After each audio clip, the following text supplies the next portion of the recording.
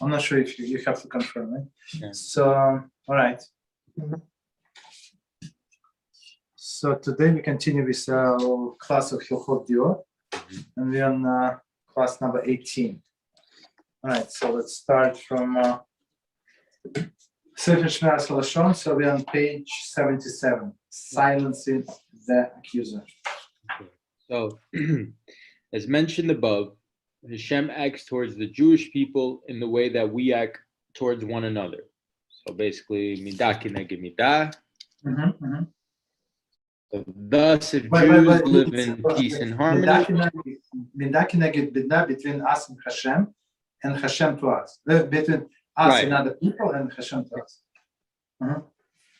Hashem to us, right? So it's like a triangle. In harmony with one. Right. So, but obviously, it's not like what we do to. It's like what we do to other people. That's how Hashem treats us in a way. Yes. Right. Like how we are towards people, then Hashem will make it like that for us. So if Jews live in peace and harmony with one another, then in heaven, Satan is not able to indict them. That means that there won't be anybody prosecuting against us and complaining against us. So Hashem has implemented in Satan's nature an inability to indict his beloved nation in any way under such conditions. Midrash Hasharim states that this applies even when the Jewish people are guilty of the worst sins, such as idol worship. Thus it is written, bound to one another in peace, but attached to idol worship is Ephraim. Let him be. Wow, that's interesting. So basically, as long as we're good to each other, Hashem is not going to indict us on like other worse sins. Interesting. At least not in this world, right? But in the next world, it's another story. But this, so we continue with Hilchot De'ot, and where are we? We're on page 300, and Halachah number 15. Okay. So we continue with all of this halachas about food and his behavior, how he has to conduct himself, basically. Number 15. Conversely, whoever is idle and does not exercise or does not move his bowels when he has the need, or is constipated, even if he eats the proper food and takes care to follow the rules of medicine, he will be full of pain, and all his days and his strength will fade away. So let's do this paragraph. I mean, that's a lot of information. Let's read again. Conversely, whoever is idle and does not exercise. So I would say like all of these office people, right? They sit on the desk and that's it, right? So that's not good. Or does not come to move his bowels when he has the need. I'm not sure why he would like. Maybe he has like this stressful work. He cannot go to the bathroom when he needs to. Also possible, right? Or is constipated. So it's okay. The issue, even if he's the proper foods and take care to follow the rules of medicine. So basically, okay. So exercise, it's a must, and plus going to the bathroom. Right, so if he does not go to the bathroom, so that's a big issue. So this way, it start poisoning his body. Yeah, go ahead. Moshe, you want to say something? No, yeah. Okay.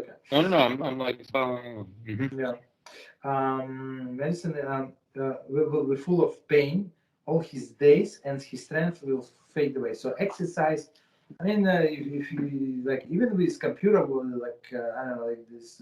Office job, so you can stand, you can walk and stuff like that. I mean, some kind of exercise is a must. Okay, so continue. Overeating is like a poison to anyone's body. It is the main source of all illness. So that's very straightforward, right? Do not overeat. So commentary said the similar remark in Brachas 32a. Which is interesting because it's interesting because in the world today we live in, it's so easy to overeat because food is so accessible. Like everywhere you go, there's food. It's, So and everybody's constantly eating. Yes, that's the big problem. Okay. Most illnesses which afflict man are caused by the harmful foods or by his filling his belly and overeating, even with healthy food. So that's very important statement. So one more time. Most illnesses which afflict the man are caused by harmful foods. I had I used to work with a guy, so he always joked like deep fry cannot taste bad. So Rabbi, deep fried is always good. He said even chocolate deep fried also good. You understand? So it's very not healthy. Or because when he overeats, also not healthy. Even healthy food. Okay. Also not good. This is implied by Shlomo in his wisdom. Whoever guards his mouth and his tongue guards his soul from distress. Okay, it's from Proverbs 21:23. One more time. Whoever guards his mouth and his tongue guards his soul from distress. Actually, there are several interpretations. Other rabbis interpret it in the sense of not to speak lashon hara. Okay.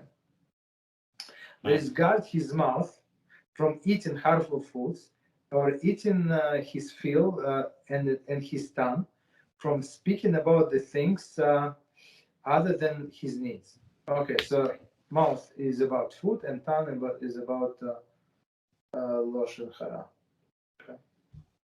Okay. Right. So they break it in two. Okay. Any comments? Or we continue? I'm good. Okay, continue. Number 16.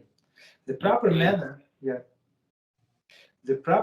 of bathing is that the person should go to the bath once every 7 days. Okay. 32. Though this might appear to refer to the bathing in preparation for the Shabbos, the Hilchot Shabbos 32, Rambam only speaks of washing one's face, hands, and feet in honor of Shabbos. So that's a minimum requirement, and it's still Halachah in Shulchan Aruch. So when before Shabbos in honor of Shabbos, you have to wash only face, hands, and feet. That's it. Okay, that's basically enough.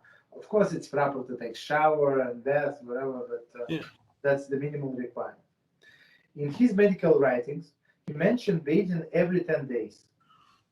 Okay.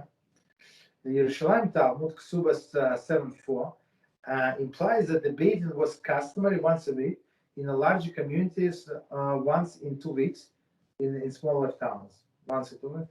So basically, when you don't have a running water, right? When you don't have this indoor plumbing, so to take a bath, it's a big adventure. It's not like it's a job of few hours, and it's very expensive. Go collect all of this wood and pay for this wood. That's it's expensive. Yes. So okay, so he said once in 7 days. Okay, he should not. So I mean, in many parts of the world, that's what people do. They bathe only once a week. He should not enter the bath soon after the mealtime, nor when he's hungry, but when this food is begun to be digested. So one more time, don't go to the bath. Maybe our shower is not as bad. I mean, if unless somebody takes a very hot shower, I guess, right? So, but they say do not go after the mealtime. So when the stomach is full, that's not good, or when he's hungry. So I guess when you came home, like you were hungry and need to take a bath, so eat a little, drink something, and so you're not as hungry. Go take a bath. But when food began to be digested, so I think it started digested. Depends on what you ate.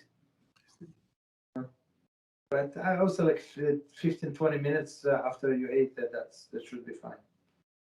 Continue. He should bathe the entire body in hot but not scalding water, and his head only in scalding water.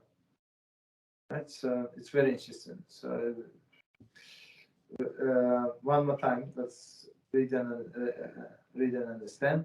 He should bathe the entire body in hot, but not scalding water. In hot, but not scalding water. Interesting. And his head only is scalding water. So it's very strange. Like I cannot like usually for head I use a little colder water than for the whole body. Okay, but that's what he said is good. Then he should bathe his body in a tepid water, followed by the bathing in successively cooler water until he has bathed in a cold water. So they basically like downgrade the temperature of the water. I mean, today with our showers, it's very easy. Okay. However, he should not be use a tepid or cold water for his head, nor should he bathe in a cold water in the winter. So head, one more time, always in the hot water, very hot water, but not in a cold water. And don't take a cold bath in the winter. I mean, in the summer, like when you overheat it, so it's actually very pleasant. When in the winter, I guess because the person kept getting cold. That's my guess. Continue. He should not bathe until after he's in a sweat and his whole body has been massaged. Okay. He should not linger in a bath.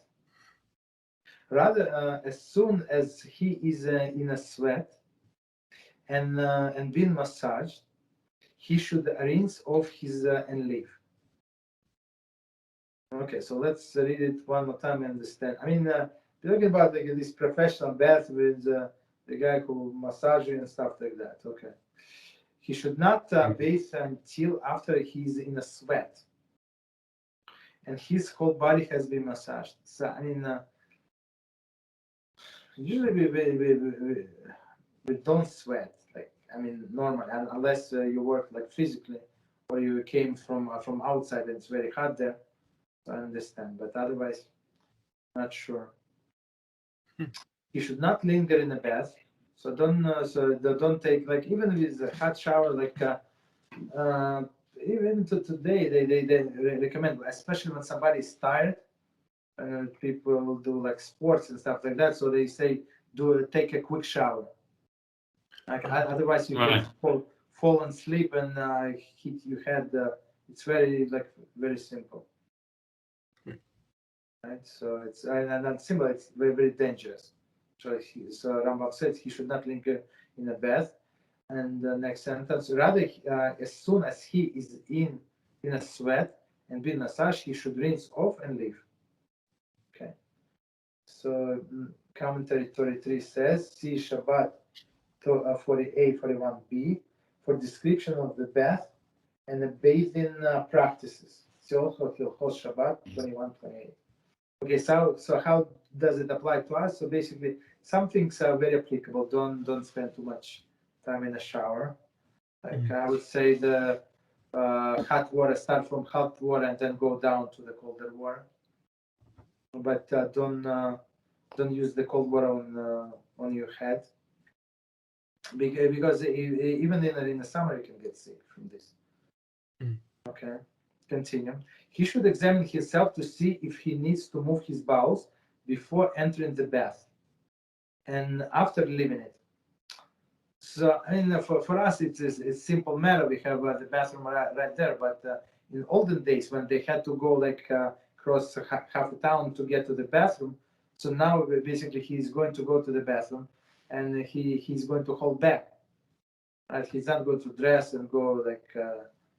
To the bathroom. So they say before you go to the bath, check if you need to go to the bathroom. Similarly, he should always examine himself before and after eating. Okay, before and after sexual intercourse, meaning if you need to go to the bathroom. Before and after exertion and exercise. Before and after sleeping. Yeah, because I would say it's very practical. Be like even if you're very tired, you want to go to bed and that's it. So they say go to the bathroom. Otherwise, you would be so tired, you would be hold back. you will be holding back and not go to the bathroom because of the tiredness. That's bad. Okay, and after sleeping, of course. All in all, 10 different occasions. Okay, so let's try to count 10 different occasions. You should examine his own is before entering the bath, 1, and after leaving, 2. Simply he should examine himself before and after eating, 4. Before and after sexual intercourse, it's 6. Before and after exertion and exercise, it's 8. Before and after sleeping. Okay, exactly. So I do that 10. Okay, continue. Next halacha, unless you have any comments. I mean, he's very straightforward. Rambam is very straightforward. I hear. Sorry? Yes? Moshe, did you say something? Okay, no, it's its video is a little slow.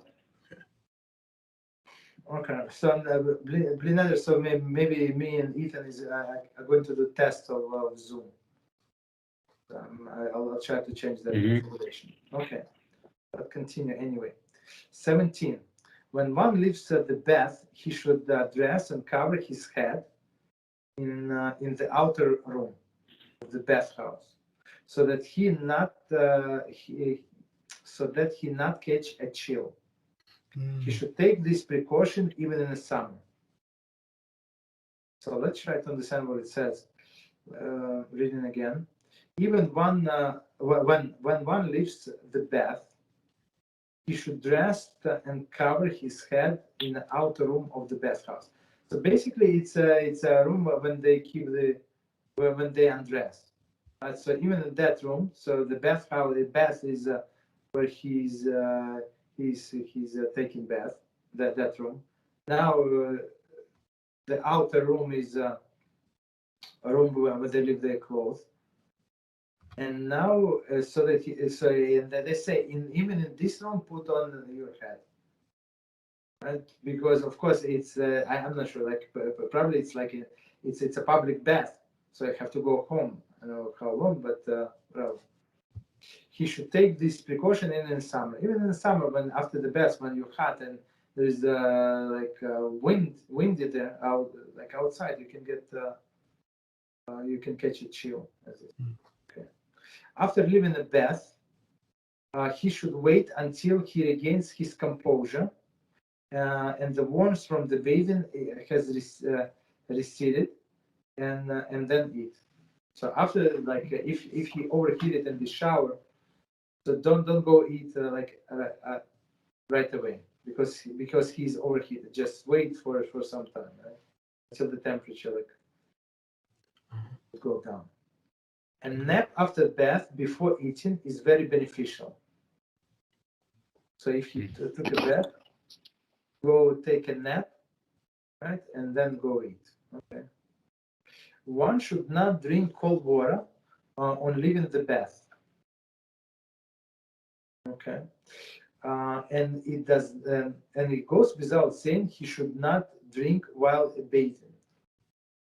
Okay. So number 34, let's see, counting. From Shabbat 41a, it appears that one should drink hot water after leaving the bath. However, there is no indication such as the intent of Rambam's words. So Rambam says clear, don't drink cold. That does not mean that he means that you should drink hot. Maybe you should not drink at all, specifically cold. If he should continue, if he should be thirsty upon leaving the bath and cannot refrain, he should mix water with wine or honey and drink. Very interesting commentary. Our translation follows the printed text of Mishneh Torah. However, according to some manuscript, this refers to drinking within the bath. See Shabbat 148. So I according to this opinion, so if he is thirsty in a bath, right, so he should mix the water with wine or honey. Not sure. Okay, I'm not sure why would they compare wine with honey. I'm not sure. Maybe because of the sugar. Not sure.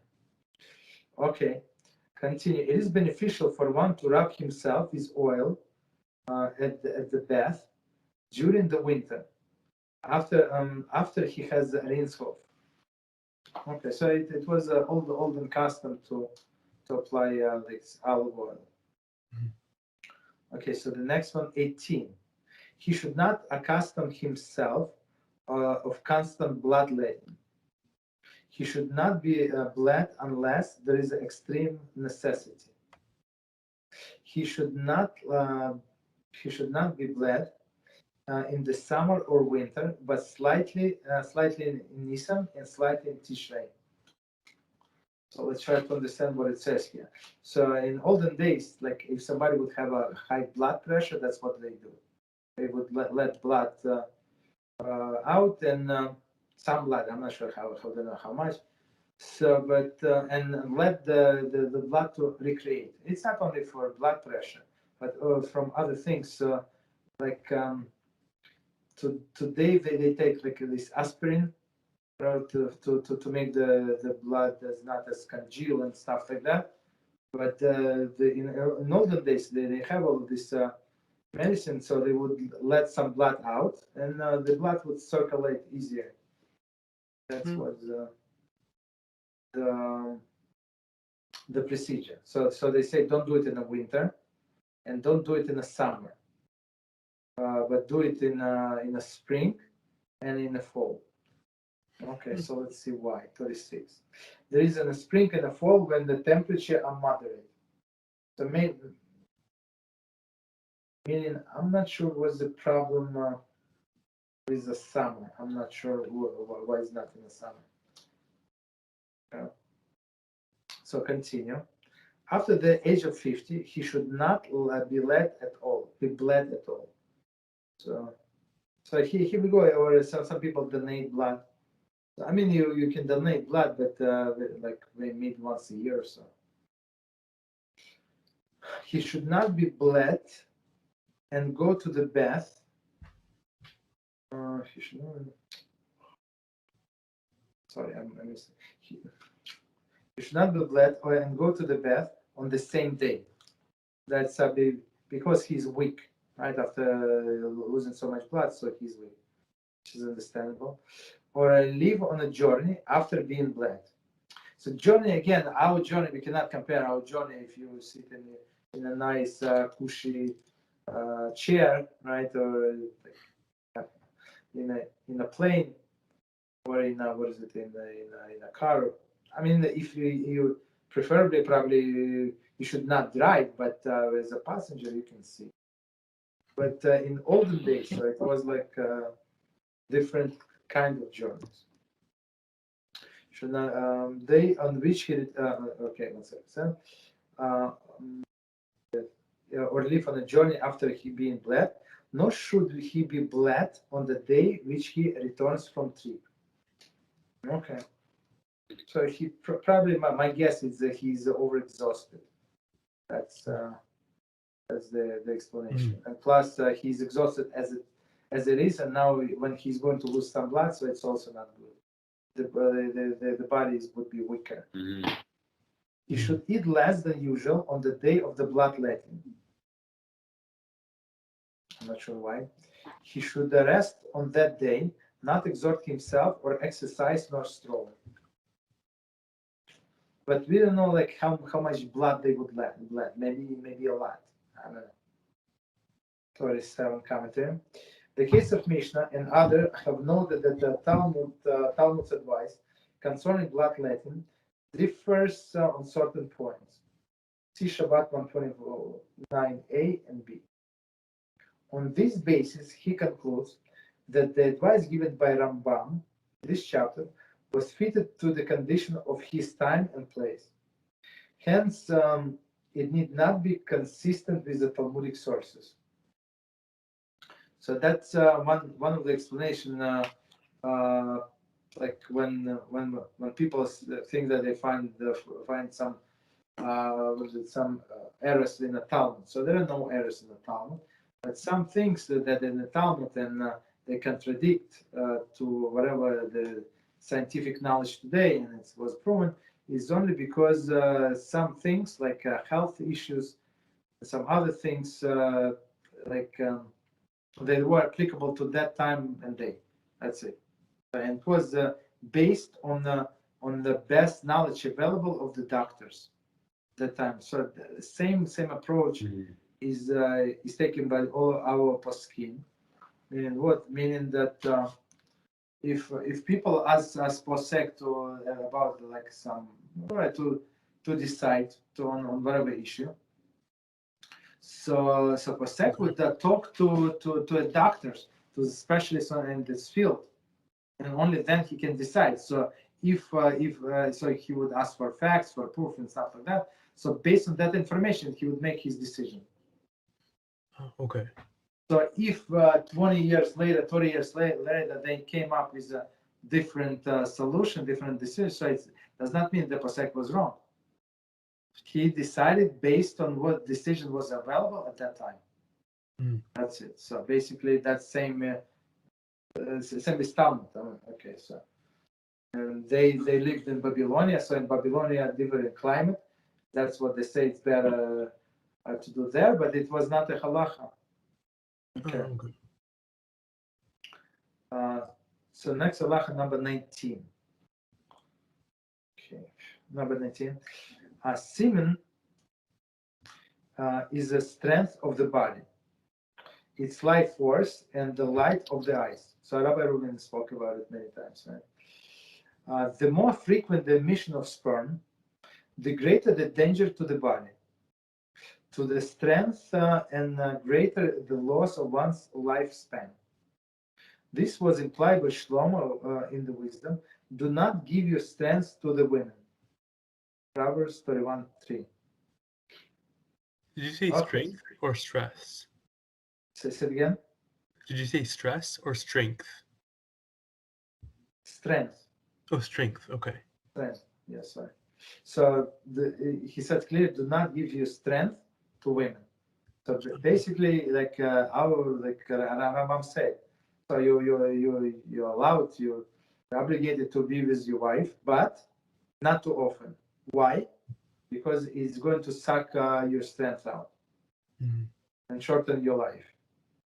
That's not good. Okay, continue.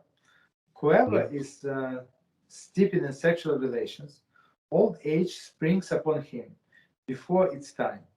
So he's very clear. His strength is depleted. His eye becomes dim. A foul odor emanates from his mouth, and his armpits. So he starts to smell bad. Right? All of these eyes become dim. So I mean, his hair. Yeah. The hair of his head, his eyebrows, and the eyelashes fall out. Right. So that's how we know. The hair of his head, the hair of his beard, armpits, and legs grow in abundance. His teeth fall out, and he suffers many pains beyond this. The wise of the doctors have said, 1 of the 1,000 dies from other illnesses, 1 of the 1,000 from excessive intercourse. It's very straightforward. Very straightforward. So, and of course, it's wasting seed. It's intercourse or wasting seed. So, I mean, people are killing themselves with this thing. Oh, yeah. Therefore, a person must take care in this matter. If he wishes to live in good health, he should not engage in intercourse except when the body is healthy and particularly strong. When he has many involuntary erections, the erection is still present, even when he makes an effort to think of something else. He finds heaviness from the loins and below. The tendons of his testicles seems to be stretched, and his flesh is worn. such a person needs to engage in intercourse and is medically advisable. So basically, in all other, like here, he give like a list of the physical conditions when it's proper to engage in intercourse. But otherwise, when just for fun, they say don't do it. Yeah. Basically, so if you need it, that's a different. Like, but if not, don't do it because it's not healthy for you. Okay, so commentaries say, let's see, 38. You should not engage in intercourse. 38. In chapter 3, Halachah 2 and 3, chapter 5, Halachas 4 and 5, Rambam looks at other dimension of intimate relations. Okay. See also Hilchot De'ot, chapter 14, Halachas 1 and 3, which discusses the intimate aspect of the marriage relationship. But that's a different thing. Here in this chapter, he says what is good for you, what is not good for you. So it's a little different. Right, and the next commentary in Hilchot De'ot discusses the prohibition against the emission of the seed for no purpose. Zera levatala. Okay, that's a different issue. Okay. Oh, continue. There's continuation of this halacha. He should not engage in intercourse on a full or empty stomach. So after the dinner, don't do it. But after the food has been digested. This point is also explicitly mentioned in chapter 5, Halachah 4. Meaning next chapter. He should examine himself. Where do we, like, what's the time after you eat to the time you feel like your food's been digested? Like, what is that? That's a perfect question. I thought about it. So if person like sometimes on Friday night I overeat a little sometimes, right? So you feel like you full for the next hour or so. That's not a good idea. Yeah. Exactly. It's not a good idea because you overate. Right. So if you ate normally, as Rambam said in the previous class as we learned, so what is it? 2/3 of the fullness of the stomach, right? So then the stomach can start digesting. I would say like 15-20 minutes after you finish eating. 15-20. Yes. So, but all this actually discussed in details in the laws of blessings, right? So in the laws of the blessings, the question asks, what is like how long you have after you ate, like let's say snack. We're not talking about bread. After you ate snack, how long you have that you can say a blessing? If you had a candy bar or something, right? Chips, whatever you have. Okay. So continue. He should examine himself to see if he needs to move his bowels before and after intercourse. So one more time, the restrooms were very far away. So now, like in the middle, like he was not going to stand and go to the bathroom. So just make sure that you went there before. Like this subject about them going to the bathroom, like for me, it's a big mystery how they did it. Like it's never said that they had outhouses. Maybe in some countries they did, like how outhouse, this little hut next to like.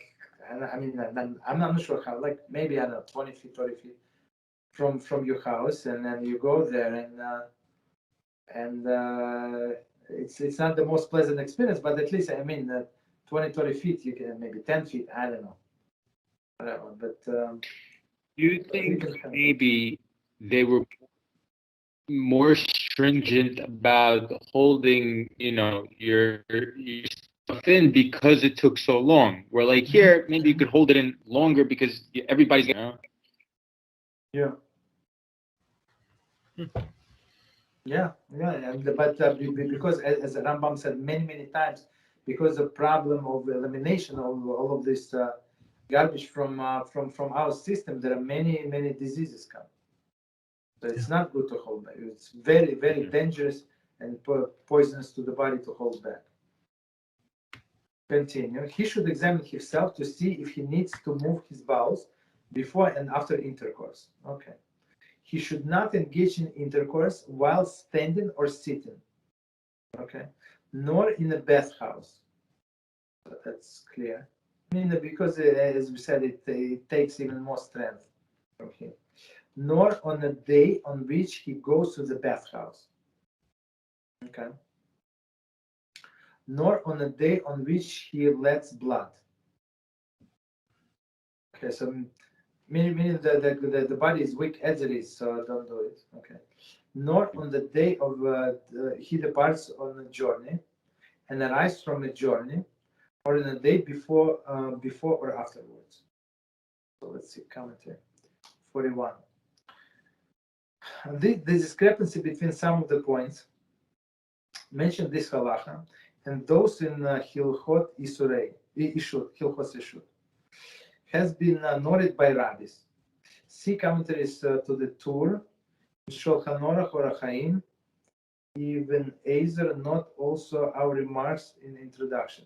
So it is, if I understand correctly, so in there it says so that he has to be with his wife, like if it's not his regular day, before he goes to the journey. Right? So like, and plus when he comes back from the journey. But there it's like obligation to his wife, right? And here we're talking about what is good for his health. So two not always coincide. Maybe yes, maybe no. So okay. All right. So continue. So are they saying put your health aside? Are they saying put your health aside if your wife wants to have a relation in a way? Yes. So if she is not in Ida, so or maybe okay. Right. So okay. So step back. So and then it says clearly about Beezrat Hashem. If you want, after this we can go to Hilchos De'ot. So it says there it depends on the person's profession, right? It says how many times a man should be with his wife. So it depends on his profession. If he's working like I don't know, like they say if you're like if he's a camel driver. So camel driver is like I don't know, like this all of the Marines or whatever, all of these guys, right? Like truck drivers, right? So it says that for them it's one in 30 days.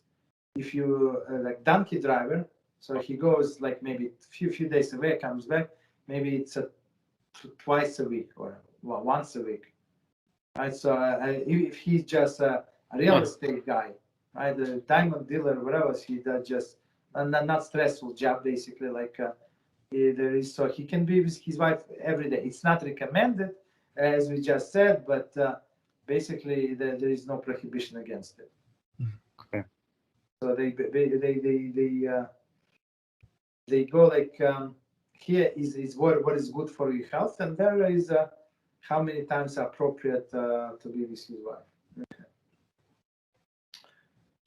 Okay. But they say but Talmidei Chachamim on Friday night.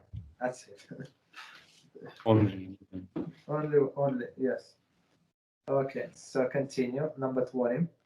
Whoever conducts himself in the ways which we have drawn up, I will guarantee, so Rambam said, I will guarantee that he will not become ill throughout his life until he reaches advanced age and dies. Wow. So as we know, that Rambam is always to the point, right? He's always to the point. So he says, I want to read again, right? Whoever conducts himself in a way which he have drawn up, I will guarantee that he will not become ill throughout his life until he reaches advanced age and dies. But he will not grow up? What do you mean? Can you repeat that? I will guarantee that he will not become ill throughout his life Before he that. reaches, A little before that? Even okay. Whoever conducts from the beginning, whoever conducts himself in the ways which we have drawn up, meaning what we said before. Oh, I see. Drawn up. Okay. Drawn up, yes. Okay. Sorry. I mean, very unusual, expression, drawn up. I mean, like what was written up. Yeah. Okay, drawn up. Okay, I will guarantee that he will not become ill throughout his life till he reaches advanced age and dies. I mean,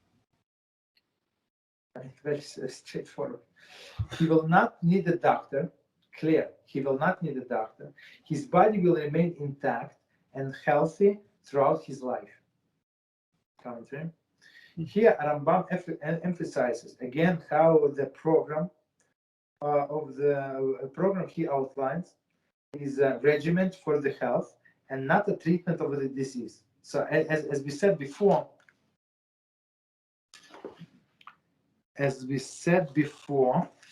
just 1 second, I'm not sure why it's not charging. As we said before, Rambam said, so if you need to go to the doctor, if you have any problem, go to the doctor. So we're talking about here about in general how to maintain his health. I see. But you need to go to you don't need to go to the doctor yet. Okay. We see how continues 42. We see how contrary to the certain trends in the medical thinking, he puts the emphasis not on the healing illness, but rather of preventing it from the ever occurring. Meaning he's trying to prevent the illness to come in the first place. So basically, it's not good for economy, for all of the doctors, all of these vitamin companies, whatever they do, right? Okay, but good for a person. Continue. One may rely on this guarantee. One may rely on his guarantee unless his body was impaired from the birth. He was accustomed to one of the harmful habits from birth. He should there be a plague or drought in the world. So basically, Rambam said, okay, here's a disclaimer. So if he has this issue from the birth, or he was eating all of the harmful foods from the birth, or he was wasting his seed for the past 25 years, so it's also a problem. Right? So if he did not do this, and he had the proper teacher who taught him in the proper time, so I mean, he said, now you have my guarantee, unless there is a plague or something. Mm-hmm. Okay. Continue, 21. All of these beneficial habits, which have been stated, apply only to a healthy man. In a contrast, a sick person, one who has one organ which is not healthy, or one who has followed a harmful way of life for many years, each of these must choose different pattern of behavior in accordance with a particular illness, as it will be explained in the medical literature. Okay, what is medical literature commentary? To cite the parallel, in chapter 2, Rambam explained that a person with the character disorders should not follow the same course of behavior as a person with a balanced personality. Rather, he should seek the advice of the expert who will direct him how to correct his individual faults. So just, okay, so let us remind ourselves what it says there. So we said if he's a normal, he has a normal personality and he has to adjust a little left, a little right, so that's one thing. But if he's like overly angry or overly stingy, so all of these little adjustments are not going to work.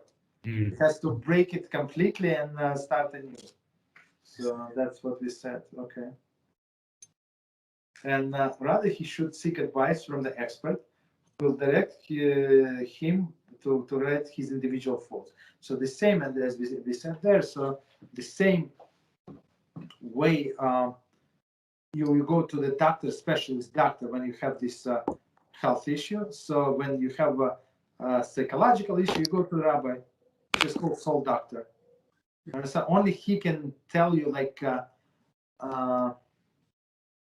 what the Torah thinks about it, what Hashem wants us to be, what he wants us to be.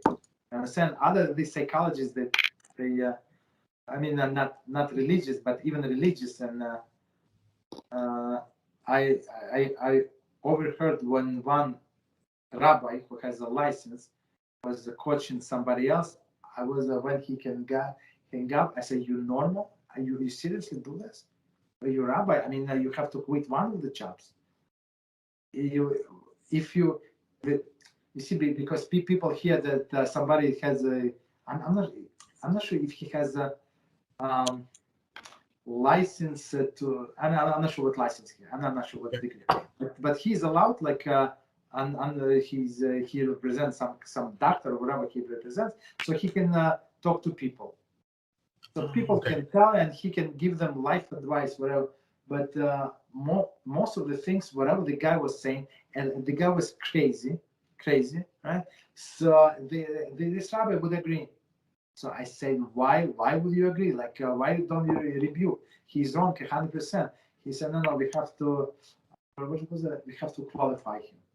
So basically, like I said, but it's not true. It's not right. So you try to qualify. So you listen to him. He needs a listening ear. So nobody listened. And he was talking about his wife and his mother-in-law and how he cannot stand. But from the voice, I can hear he's older than me. I know this mother-in-law maybe 99 years old. I'm not sure. Yeah, you understand? So it's a good catch for the next call. The way I see it. Okay, so continue. Any change from the conduct which one normally follows at the beginning is the beginning of the sickness. Okay, so it was last sentence. So it's very true. And somebody was I was talking to somebody. So the guy is smoking, and it's so they say I was smoking from the age I don't know 18 whatever. So it's been 20 years, whatever was it. So they say do not quit suddenly because it's harmful for the body, right? So quit like slowly. Right. So same says here. So don't do like so one of that. Any change from a conduct which one normally follows is the beginning of the sickness. Maybe that's the way I see it. Maybe he was eating breakfast. Right, the normal breakfast. So now the guy said, you know what? I want to lose the weight and I want to like skip the breakfast. So now it's not healthy. Talmud says breakfast it's actually the best blessing. You must eat bread in the breakfast during the breakfast, right? Don't just eat breakfast but he like for him it would be beginning of the sickness. Whatever is it? Like changing of the pattern is not good. As we said before about this, they say even harmful foods. If you eat them constantly, after sometimes they're not going to be harmful to you. To other people, yes, but not to you. Okay, so let's try to do last one.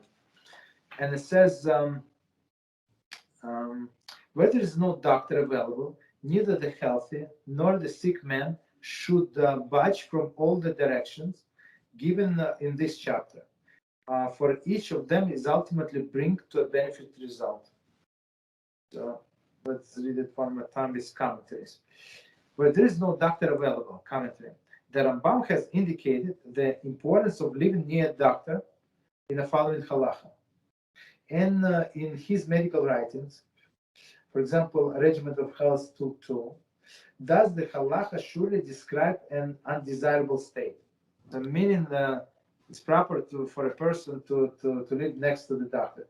Otherwise, like many times, like if this emergency can come on time when you live in a big city, so that they save many lives because of this 1 minute 30 seconds difference, whatever, like 2 minutes, 5 minutes.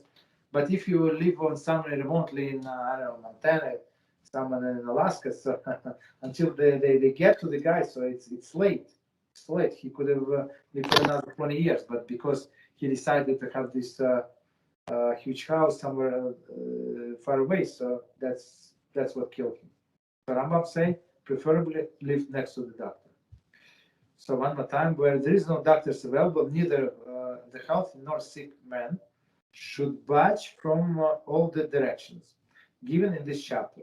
For each of them is ultimately brings to a beneficial result. 45 commentary. There is those sick person should ideally have a personalized program. I mean, that's as we said before. If that is unavailable, he should follow these general rules, for they will ultimately bring about the state of health. Okay, so as Rambam said, little by little, right, maybe it's going to help him. Mhm. Because he as we said before, he addresses the whole body, right? The whole the complex body is a complex, not the one separate organ at a time. Okay. Right. Any questions, comments? No, I enjoyed it. Thank you so much for teaching me. Okay. Yes, Yep. you're welcome. You're welcome. All right. So we have to figure out the Skype. So Moshe told me, okay, he's very clear. No, not the Skype, the Zoom. The Zoom's quality is better. Okay, so let me work on it, and so Ethan, we're going to test later on. Okay, no problem. All right. Thank you so much. Till next time. Thank you. Okay. Bye-bye. Bye.